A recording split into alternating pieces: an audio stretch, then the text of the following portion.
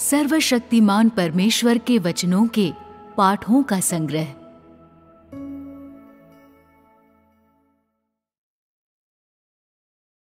स्वयं परमेश्वर जो अद्वितीय है। 3, परमेश्वर का अधिकार। 2,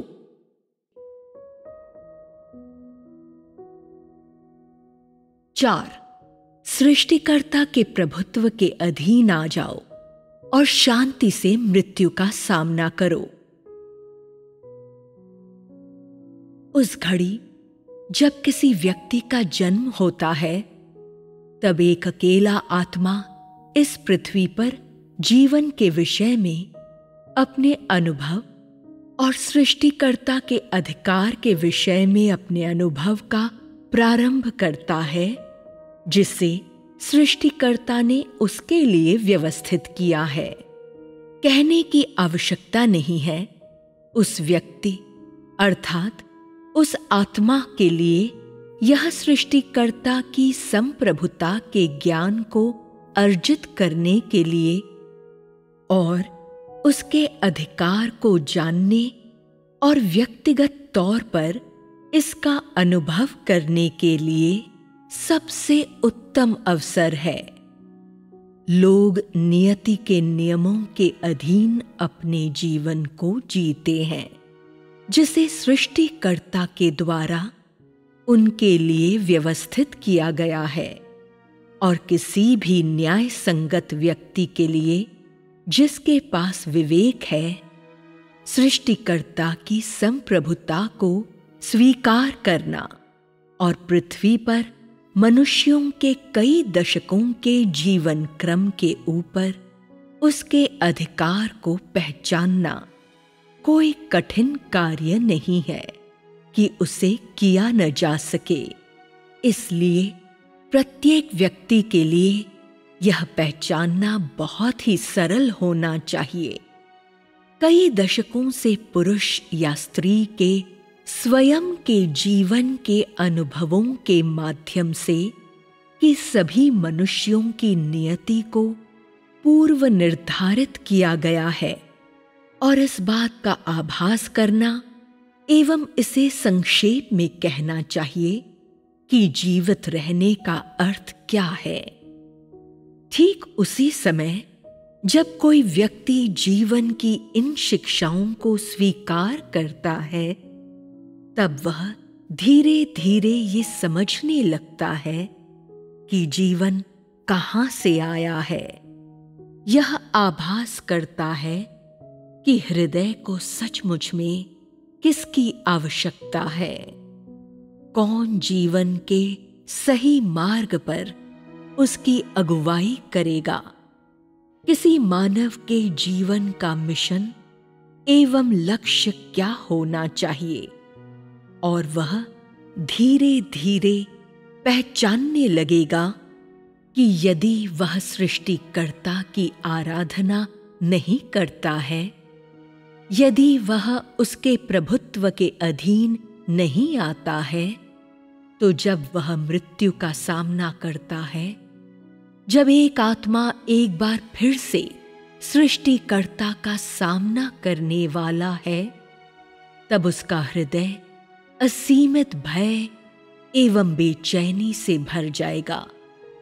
यदि कोई व्यक्ति इस संसार में कुछ दशकों से अस्तित्व में रहा है और फिर भी नहीं जान पाया है कि मानव जीवन कहाँ से आया है, अभी तक नहीं पहचान पाया है कि किसकी हथेली में मानव की नियति होती है, तो इसमें कोई आश्चर्य नहीं है कि वह शांति से मृत्यु का सामना करने के योग्य नहीं होगा या नहीं होगी। कोई व्यक्ति जिसने जीवन के कई दशकों का अनुभव करने के बाद सृष्टिकर्ता की संप्रभुता के ज्ञान को हासिल किया है, वह ऐसा व्यक्ति है जिसके पास जीवन के अर्थ एवं मूल्य की सही समझ है। वह ऐसा व्यक्ति है जिसके पास जीवन के उद्देश्य का गहरा ज्ञान है और सृष्टिकर्ता की संप्रभुता का सच्चा अनुभव एवं सच्ची समझ है। और उससे भी बढ़कर वह ऐसा व्यक्ति है जो सृष्टिकर्ता के अधिकार के अधीन हो सकता है। ऐसा व्यक्ति परमेश्वर के द्वारा मानव जाति की सृष्टि के अर्थ को समझता है। यह समझता है कि मनुष्य को सृष्टिकर्ता की आराधना करनी चाहिए। यह कि जो कुछ मनुष्य के पास है वह सृष्टिकर्ता से आता है और वह किसी दिन उसके पास लौटेगा जो भविष्य में ज्यादा दूर नहीं है। ऐसा व्यक्ति समझता है कि सृष्टिकर्ता मनुष्य के जन्म की व्यवस्था करता है और उसके पास मनुष्य की मृत्यु के ऊपर संप्रभुता है। और यह कि जीवन व मृत्यु दोनों सृष्टिकर्ता के अधिकार द्वारा पूर्व निर्धारित हैं। अतः जब कोई व्यक्ति सचमुच में इन बातों का आभास कर लेता है तो वह शांति से मृत्यु का सामना करने, अपनी सारी सांसारिक संपत्तियों को शांतिपूर्वक दूर करने और बाद में जो कुछ आता है उसको खुशी से स्वीकार करने एवं उसके अधीन होने और सृष्टिकर्ता द्वारा व्यवस्थित जीवन के अंतिम घटनाक्रम का स्वागत करने योग्य हो जाएगा, बजाय इसके कि आंख बंद करके इससे भय खाए और इसके विरुद्ध संघर्ष करे। यदि कोई जीवन को सृष्टिकर्ता की संप्रभुता का अनुभव करने के लिए एक अवसर के रूप में देखता है और उसके अधिकार को जानने लगता है, यदि कोई अपने जीवन को सृजे गए प्राणी के रूप में अपने कर्तव्य को निभाने के लिए और अपने मिशन को पूरा करने के लिए एक दुर्लभ अवसर के रूप में देखता है, तो उसके पास आवश्यक रूप से जीवन के विषय में सही नजरिया होगा और सृष्टिकर्ता के द्वारा वह आशीषित जीवन बिताएगा और मार्गदर्शन पाएगा। वह सृष्टिकर्ता के प्रकाश में चलेगा, सृष्टिकर्ता की संप्रभुता को जानेगा, उसके प्रभुत्व में आएगा और उसके अद्भुत कार्यों एवं उसके अधिकार का एक गवाह बनेगा। कहने की आवश्यकता नहीं है, ऐसे व्यक्ति को सृष्टिकर्ता के द्वारा प्रेम किया जाएगा एवं स्वीकार किया जाएगा और केवल ऐसा व्यक्ति ही मृत्यु के प्रति शांत मनोवृत्ति रख सकता है और जीवन के अंतिम घटनाक्रम का प्रसन्नता से स्वागत कर सकता है। अय्यूब स्पष्ट रूप से मृत्यु के प्रति इस प्रकार की मनोवृत्ति रखता था। वह जीवन के अंतिम घटनाक्रम को प्रसन्नता से स्वीकार करने के लिए ऐसी स्थिति में था और अपनी जीवन यात्रा को एक सुखदायी निष्कर्ष पर पहुंचाने के बाद एवं जीवन में अपने मिशन को पूरा करने के बाद वह सृष्टिकर्ता के पास वापस लौट गया। 5.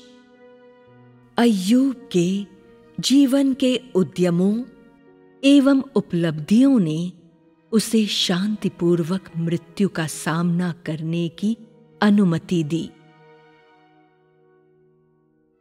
पवित्र शास्त्र में अय्यूब के विषय में ऐसा लिखा हुआ है, अंत में अय्यूब वृद्धावस्था में दीर्घायु होकर मर गया। अय्यूब 42:17। इसका अर्थ है कि जब अय्यूब की मृत्यु हुई, उसे कोई पछतावा नहीं था और उसने किसी तकलीफ का एहसास नहीं किया, परंतु प्राकृतिक रूप से इस संसार से चला गया। जैसा हर कोई जानता है, अय्यूब ऐसा इंसान था जो परमेश्वर से डरता था और बुराई से दूर रहता था। जब वह जीवित था, परमेश्वर ने उसके धार्मिकता के कार्यों की सराहना की थी।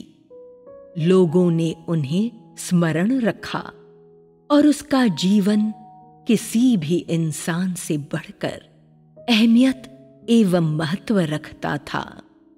अय्यूब ने परमेश्वर की आशीषों का आनंद लिया और उसे पृथ्वी पर उसके द्वारा धर्मी कहा गया और साथ ही परमेश्वर के द्वारा उसे परखा गया और शैतान के द्वारा उसकी परीक्षा भी ली गई। वह परमेश्वर का गवाह बना रहा और वह धर्मी पुरुष कहलाने के योग्य था। परमेश्वर के द्वारा परखे जाने के बाद कई दशकों के दौरान उसने ऐसा जीवन बिताया जो पहले से कहीं अधिक बहुमूल्य, अर्थपूर्ण, स्थिर एवं शांतिपूर्ण था। उसकी धार्मिकता के कार्यों के कारण परमेश्वर ने उसे परखा था। उसकी धार्मिकता के कार्यों के कारण परमेश्वर उसके सामने प्रकट हुआ और सीधे उससे बात की। अतः उसके परखे जाने के बाद के वर्षों के दौरान अय्यूब ने जीवन के मूल्यों को और अधिक ठोस तरीके से समझा और उसकी सराहना की थी। सृष्टिकर्ता की संप्रभुता की और अधिक गहरी समझ प्राप्त की थी और किस प्रकार सृष्टिकर्ता अपनी आशीषों को देता एवं वापस लेता है, इसके विषय में और अधिक सटीक एवं निश्चित ज्ञान हासिल किया था। बाइबल में दर्ज है कि यहोवा परमेश्वर ने अय्यूब को पहले की अपेक्षा कहीं अधिक आशीषें प्रदान की थीं। सृष्टिकर्ता की संप्रभुता को जानने के लिए एवं शांति से मृत्यु का सामना करने के लिए उसने अय्यूब को और भी बेहतर स्थिति में रखा था। इसलिए अय्यूब जब वृद्ध हुआ और मृत्यु का सामना किया, तो वह निश्चित रूप से अपनी संपत्ति के विषय में चिंतित नहीं हुआ होगा। उसे कोई चिंता न थी, कुछ पछतावा नहीं था और वास्तव में वह मृत्यु से भयभीत नहीं था, क्योंकि उसने अपना संपूर्ण जीवन परमेश्वर का भय मानते हुए बुराई से दूर रहते हुए बिताया था और अपने स्वयं के अंत के बारे में चिंता करने का कोई कारण नहीं था। आज कितने लोग हैं जो अय्यूब के सभी मार्गों के अनुसार कार्य कर सकते हैं। जब उसने अपनी मृत्यु का सामना किया था, कोई भी व्यक्ति इस प्रकार के सरल बाह्य व्यवहार को बनाए रखने के योग्य क्यों नहीं है? केवल एक ही कारण है, अय्यूब ने अपना जीवन परमेश्वर की संप्रभुता के प्रति विश्वास, पहचान एवं समर्पण के आत्मनिष्ठ उद्यम अनुसरण में बिताया था और यह इस विश्वास, पहचान एवं समर्पण के साथ था कि उसने अपने जीवन में एक महत्वपूर्ण घटनाक्रम को उत्तीर्ण किया था।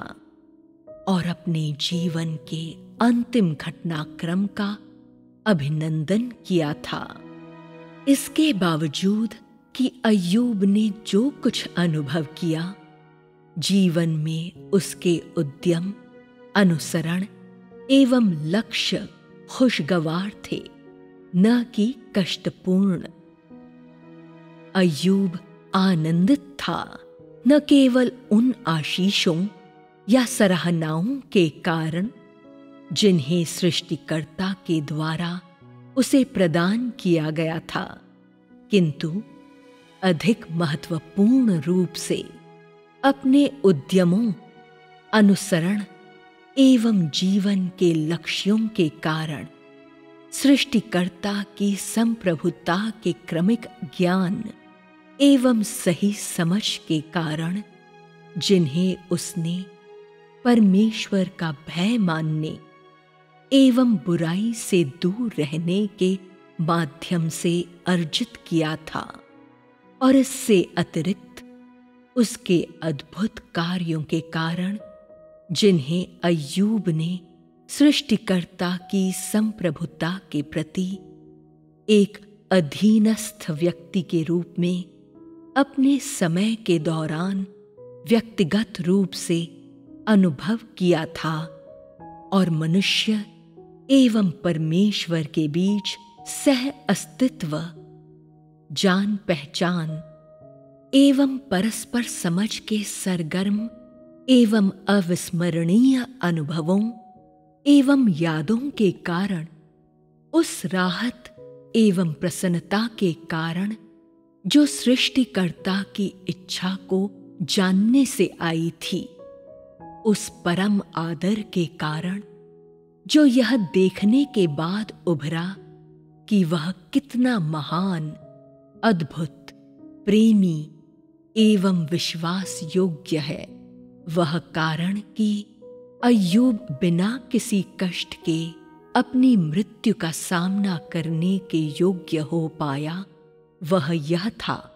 क्योंकि वह जानता था कि मरने पर वह सृष्टिकर्ता के पास वापस लौट जाएगा, और जीवन में यही उसका उद्यम एवं उपलब्धि थी जिसने उसे शांति से मृत्यु का सामना करने, सृष्टिकर्ता के द्वारा उसके जीवन को वापस लेने की संभावना का स्थिर हृदय के साथ सामना करने, और इसके अतिरिक्त शुद्ध एवं चिंता मुक्त होकर सृष्टिकर्ता के सामने खड़े होने की अनुमति दी थी।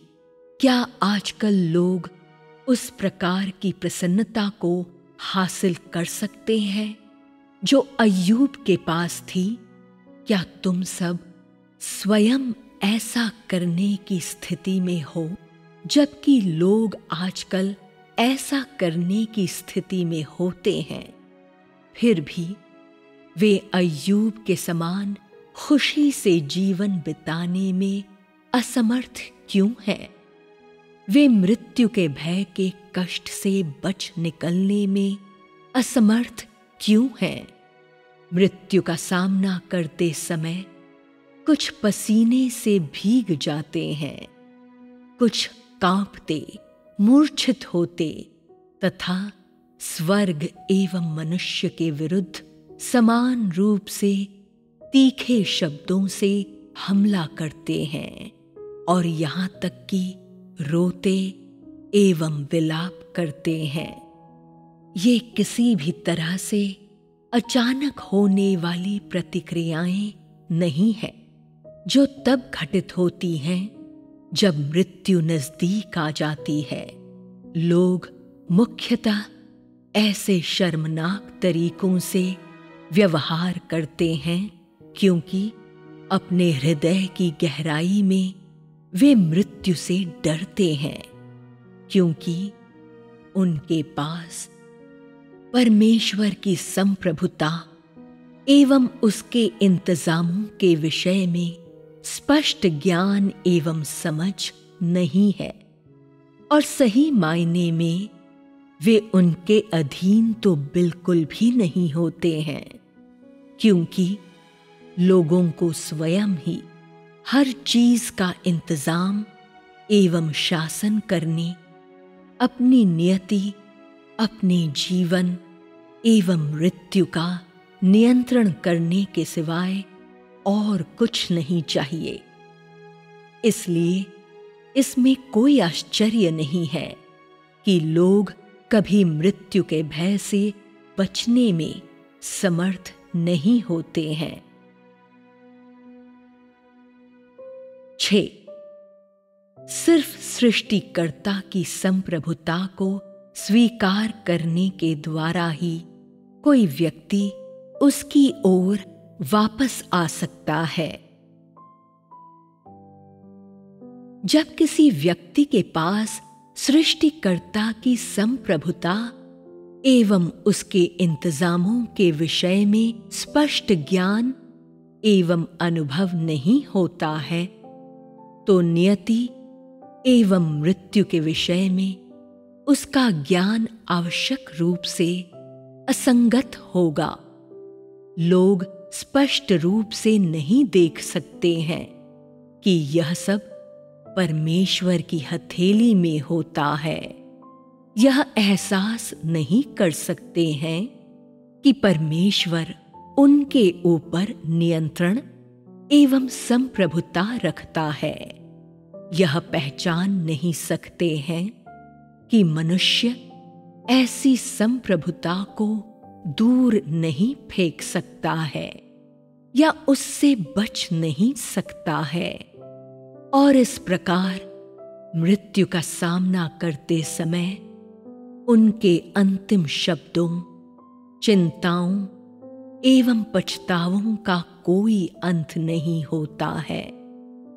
वे अत्याधिक बोझ, अत्याधिक अनिच्छाओं, अत्याधिक भ्रम से नीचे दबे हुए होते हैं, और इन सब से उन्हें मृत्यु का भय होता है, क्योंकि कोई भी व्यक्ति जिसने इस संसार में जन्म लिया है, उनका जन्म जरूरी होता है और उसकी मृत्यु अनिवार्य होती है, और कोई भी इस पथक्रम से बढ़कर नहीं हो सकता है।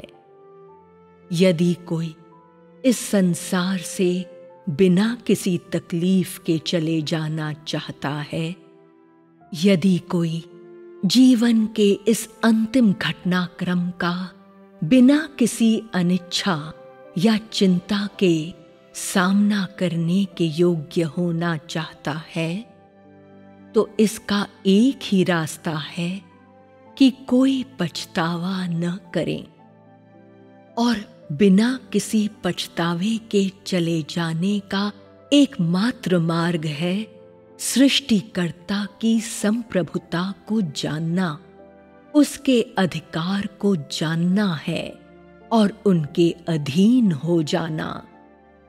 केवल इसी तरह से ही कोई व्यक्ति मानवीय लड़ाई झगड़ों से, बुराई से एवं शैतान के बंधन से दूर रह सकता है। केवल इसी तरह से ही कोई व्यक्ति अय्यूब के समान जीवन जी सकता है, जो सृष्टिकर्ता के द्वारा निर्देशित एवं आशीषित था। ऐसा जीवन जो बंधनों से मुक्त हो, ऐसा जीवन जिसका मूल्य एवं अर्थ हो, और ऐसा जीवन जो सत्यनिष्ठ एवं खुले हृदय का हो। केवल इसी तरह से ही कोई व्यक्ति अय्यूब के समान इस बात के अधीन हो सकता है कि उसे सृष्टिकर्ता के द्वारा परखा एवं वंचित किया जाए। केवल इसी तरह से ही कोई व्यक्ति सृष्टिकर्ता के आयोजनों एवं इंतजामों के अधीन हो सकता है। केवल इसी तरह से ही वह अपने जीवन भर सृष्टिकर्ता की आराधना कर सकता है और उसकी प्रशंसा को अर्जित कर सकता है, जैसा अय्यूब ने किया था एवं उसकी आवाज को सुना था और उसे प्रकट होते हुए देखा था। केवल इसी तरह से ही कोई व्यक्ति अय्यूब के समान बिना किसी तकलीफ, चिंता एवं पछतावे के आनंद पूर्वक जी एवं मर सकता है। केवल इसी तरह से ही कोई व्यक्ति अय्यूब के समान प्रकाश में जीवन बिता सकता है, प्रकाश में अपने जीवन के घटनाक्रमों से होकर गुजर सकता है, अपनी यात्रा को प्रकाश में सरलता से पूरा कर सकता है और अपने मिशन को सफलतापूर्वक हासिल कर सकता है। एक सृजे गए प्राणी के रूप में सृष्टिकर्ता की संप्रभुता का अनुभव करना, सीखना और जानना और प्रकाश में मर सकता है और उसके पश्चात एक सृजे गए प्राणी के रूप में हमेशा सृष्टिकर्ता के पास खड़ा हो सकता है और उसके द्वारा सराहना पा सकता है। सृष्टिकर्ता की संप्रभुता को जानने के अवसर को मत खो। 6 घटनाक्रम जिनका ऊपर वर्णन किया गया है वे ऐसे महत्वपूर्ण पहलू हैं जिन्हें सृष्टिकर्ता के द्वारा प्रदर्शित किया गया है, जिनसे होकर प्रत्येक सामान्य पुरुष या स्त्री को अपने जीवन में गुजरना होगा। इन घटनाक्रमों में से हर एक घटनाक्रम वास्तविक है। इनमें से किसी से भी किसी उपाय से बचकर निकला नहीं जा सकता है और सभी सृष्टिकर्ता के पूर्व निर्धारण एवं उसकी संप्रभुता से संबंध रखते हैं। अतः एक मानव प्राणी के लिए इन घटनाक्रमों में से प्रत्येक घटनाक्रम एक महत्वपूर्ण जांच चौकी है और किस प्रकार इनमें से प्रत्येक से आसानी से गुजरा जाए, यह एक गंभीर प्रश्न है जिसका अब तुम सबको सामना करना है। कुछ मुट्ठी भर दशक जो किसी मानव जीवन को बनाते हैं वे न तो लंबे होते हैं और न ही छोटे। जन्म एवं वयस्क होने के बीच के 20 असाधारण वर्ष पलक झपकते ही गुजर जाते हैं और यद्यपि जीवन के इस मुकाम पर किसी व्यक्ति को वयस्क माना जाता है, फिर भी इस आयु वर्ग के लोग मानव जीवन एवं मानव की नियति के बारे में लगभग कुछ भी नहीं जानते हैं। जैसे जैसे वे और भी अधिक अनुभव प्राप्त करते जाते हैं, वे आहिस्ता आहिस्ता लंबे लंबे डग भरते हुए मध्यम आयु की ओर बढ़ने लगते हैं। लोग अपने 30 एवं 40 वर्ष की आयु में जीवन एवं नियति के विषय में आरंभिक अनुभव ही अर्जित कर पाते हैं, परंतु इनके बारे में उनके विचार अभी भी बिल्कुल अस्पष्ट होते हैं। यह 40 वर्ष की आयु तक तो नहीं होता है कि कुछ लोग मानव जाति एवं सृष्टिकर्ता को समझना आरंभ करें, जिन्हें परमेश्वर के द्वारा सृजा गया था, कि वे आभास करें कि मानव जीवन संपूर्ण रीति से किसके विषय में है और मानव की नियति संपूर्ण रीति से किसके विषय में है? कुछ लोग, हालांकि वे काफी लंबे समय से परमेश्वर के अनुयायी रहे हैं और अब वे मध्यम आयु के हैं, फिर भी वे अभी भी परमेश्वर की संप्रभुता का सटीक ज्ञान एवं परिभाषा धारण नहीं करते हैं। सच्चे समर्पण की तो बिल्कुल भी नहीं।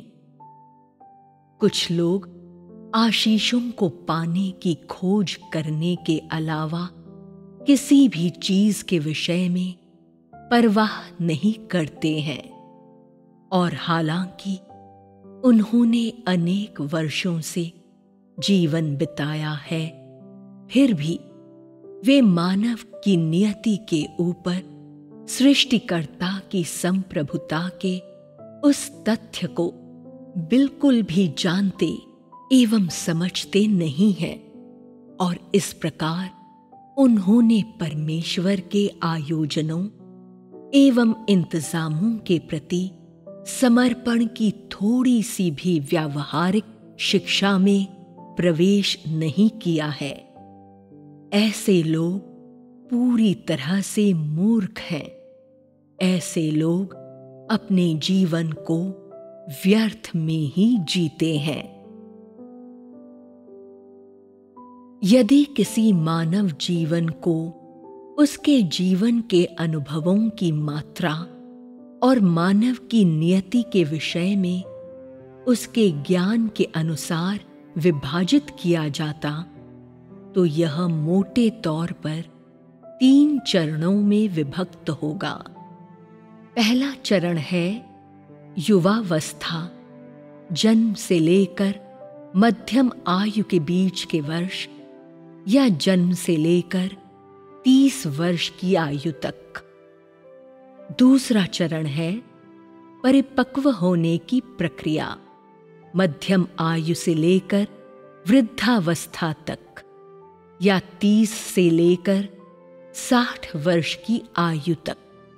तीसरा चरण है परिपक्व समय, वृद्धावस्था से अर्थात 60 वर्ष से शुरू होकर जब तक वह इस संसार से चला नहीं जाता।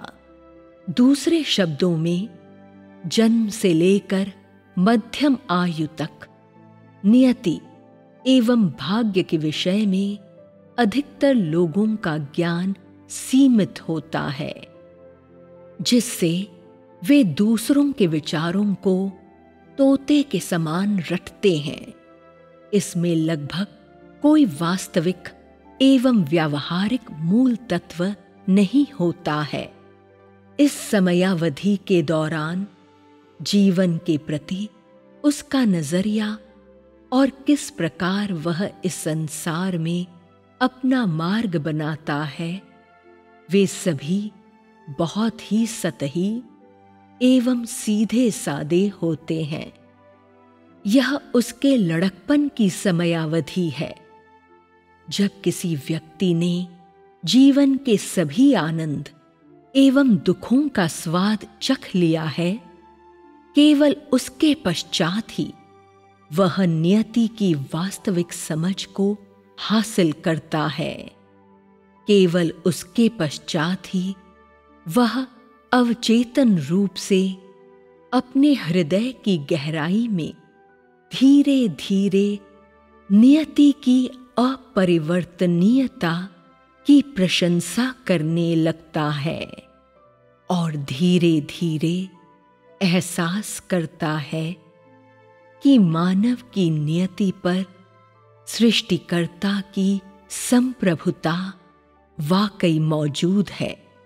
यह किसी व्यक्ति के परिपक्व होने की समयावधि है, जब वह नियति के विरुद्ध संघर्ष करना समाप्त कर देता है और जब वह आगे से लड़ाई झगड़ों में पड़ने की इच्छा नहीं करता है, परंतु अपने भाग को जानता है, स्वर्ग की इच्छा के अधीन होता है अपनी स्वयं की उपलब्धियों और जीवन में हुई गलतियों का सार निकलता है और अपनी जीवन में सृष्टिकर्ता के न्याय का इंतजार कर रहा है, यह उसकी परिपक्वता की समयावधि है।